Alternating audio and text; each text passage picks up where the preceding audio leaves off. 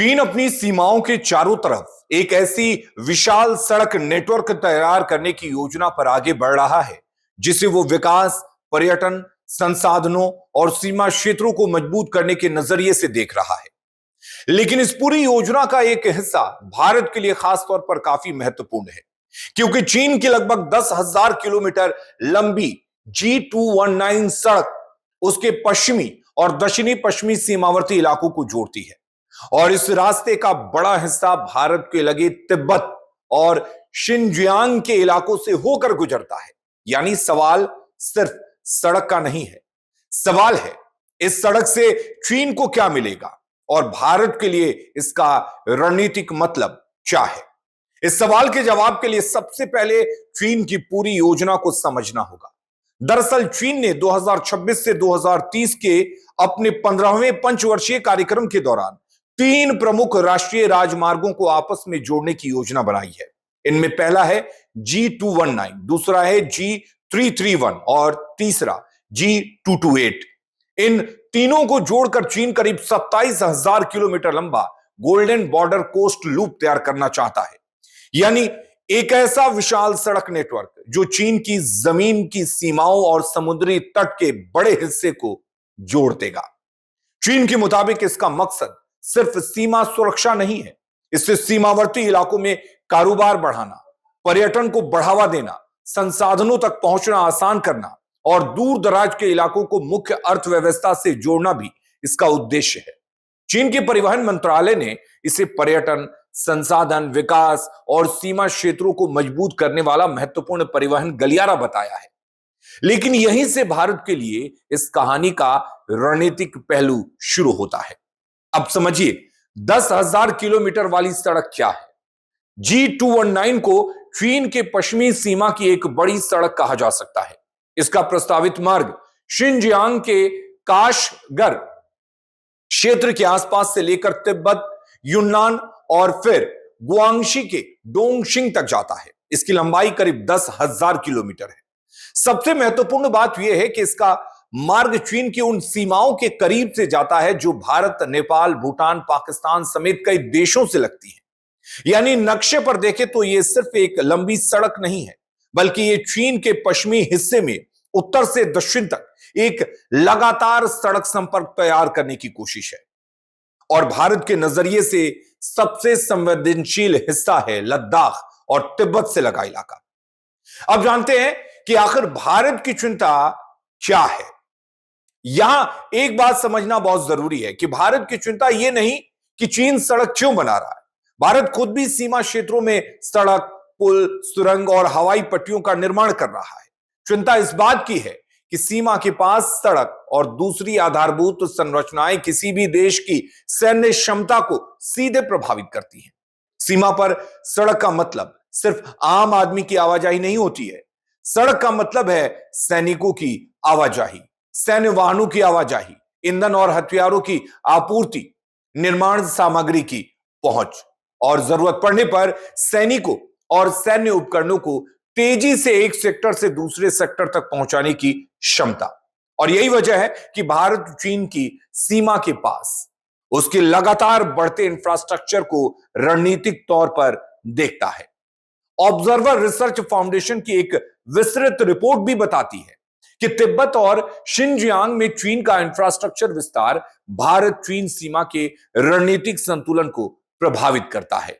और यहां G219 का इतिहास भी काफी महत्वपूर्ण है, क्योंकि G219 कोई बिल्कुल नई सड़क नहीं है। इसका सबसे संवेदनशील हिस्सा ऐतिहासिक रूप से अक्साई चीन से जुड़ा रहा है।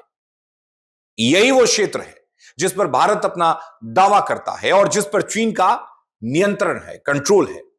चीन ने 1950 के दशक में शिनजियांग और तिब्बत को जोड़ने वाली सड़क बनाई थी।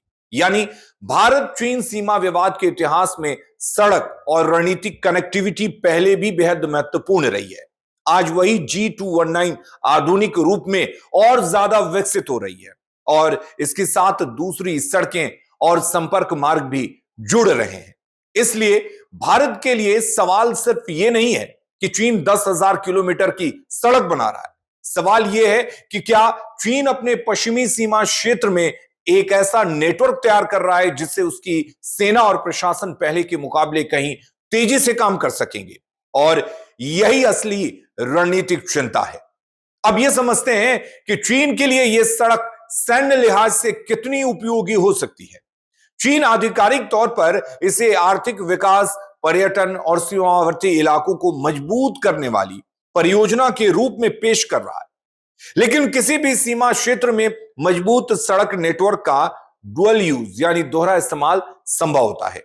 शांतिपूर्ण समय में वही सड़क व्यापार के लिए इस्तेमाल हो सकती है, स्थानीय आबादी के लिए इस्तेमाल हो सकती है, पर्यटकों के लिए भी उसका इस्तेमाल किया जा सकता है। लेकिन अगर तनाव जैसी स्थिति हो या सैन्य संकट की स्थिति हो तो ऐसे में वही सड़क सैन्य लॉजिस्टिक्स के लिए भी इस्तेमाल की जा सकती है। और यही कारण है कि चीन के पश्चिमी हिस्से में G217 और G219 जैसी सड़कों के विस्तार को भारतीय रणनीतिक विशेषज्ञ काफी गंभीरता से देखते हैं। दरअसल सीमा के पास बनने वाला इंफ्रास्ट्रक्चर हमेशा सुरक्षा के नजरिए से देखा जाएगा और भारत चीन संबंधों में पिछले कुछ वर्षों के अनुभव को देखते हुए यह चिंता और बढ़ जाती है। 2020 के गलवान संघर्ष ने भारत को एक महत्वपूर्ण सबक दिया। सीमा पर सिर्फ सैनिकों की संख्या मायने नहीं रखती, किसी देश की सप्लाई लाइन कितनी मजबूत है, सैनिक कितनी तेजी से पहुंच सकते हैं और भारी उपकरण कितनी तेजी से आगे लाए जा सकते हैं, यह भी उतना ही महत्वपूर्ण है। यानी आधुनिक सीमा सुरक्षा में सड़क खुद एक रणनीतिक हथियार नहीं तो कम से कम रणनीतिक क्षमता का मल्टीप्लायर जरूर बन सकता है। इसलिए चीन की सड़क परियोजनाओं को भारत सिर्फ परिवहन परियोजना की तरह बिल्कुल नहीं देख सकता है।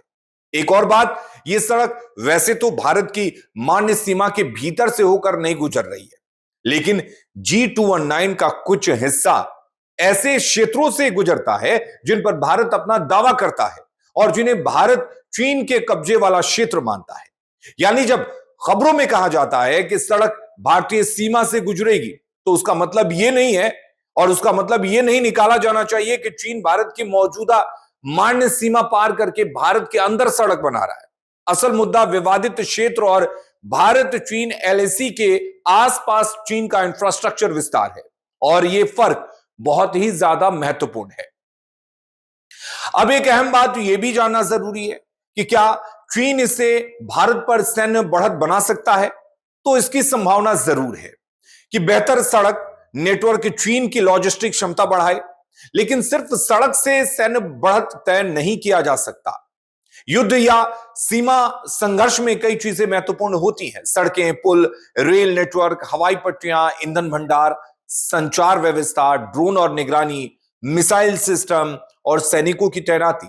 इसलिए G219 को अकेले देखकर यह कहना कि चीन को भारत पर निर्णायक सैन्य बढ़त मिल जाएगी सही नहीं होगा।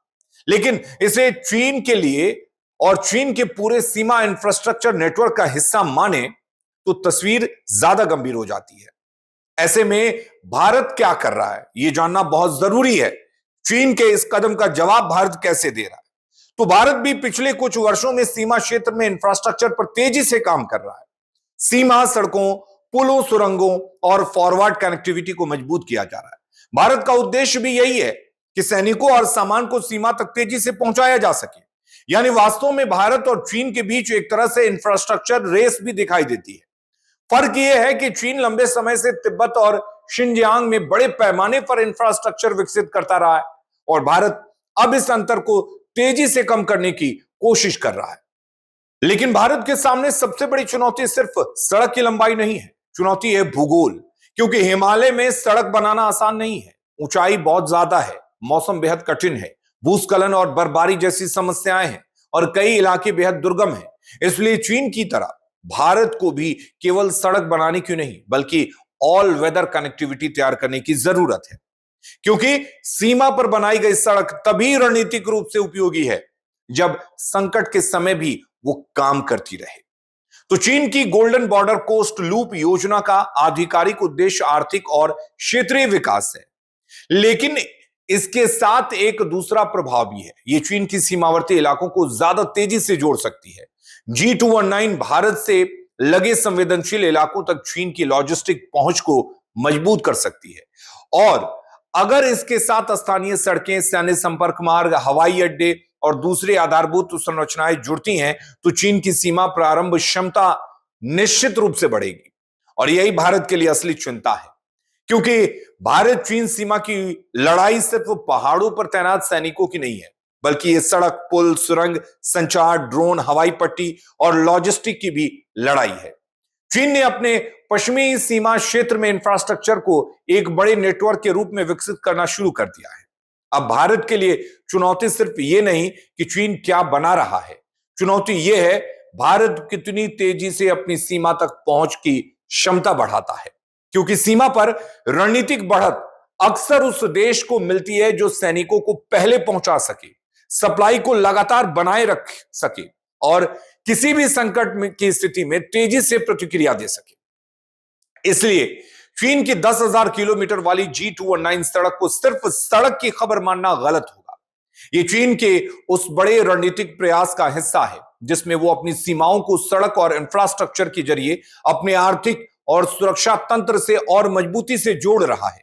ऐसे में भारत के लिए सीमा पर सिर्फ निगरानी बढ़ाना काफी नहीं है, सीमा तक पहुंचने वाली सड़क भी उतनी ही जरूरी है।